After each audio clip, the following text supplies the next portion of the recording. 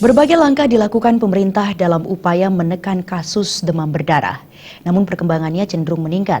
Hingga September 2016 tercatat 17.961 kasus demam berdarah di seluruh Bali atau naik dari periode yang sama tahun sebelumnya yang hanya 9.524 kasus. Kepala Bidang P2PL Dinas Kesehatan Provinsi Bali Dr. Wira Sunetra menjelaskan, kasus DB setiap tahun kecenderungannya selalu meningkat. Hingga September 2016 terjadi 17.961 kasus di Bali.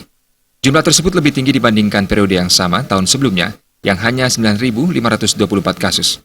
Dari 17.961 kasus, Kabupaten Badung menduduki posisi teratas dengan 3.495 kasus. Disusul Kabupaten Gianyar 3.293 kasus, Buleleng 3.021 kasus, Karangasem 2.780 kasus, Denpasar 2.085 kasus, Kelungkung 953 kasus, Tabanan 839 kasus, Bangli 823 kasus, dan Jemberana 672 kasus. Denpasar dalam 5 tahun terakhir yang selalu menduduki posisi teratas kasus DB, kini berada di posisi kelima. Sebab komitmen pemerintah kota bersama masyarakat yang serius melakukan gerakan pemberantasan sarang nyamuk dengan 3M+. Denpasar juga melaksanakan program Kemenkes, yakni satu rumah satu jumantik. Yang pencanangannya akan dimulai dari Karangasem, ya, dari Kabupaten Karangasem.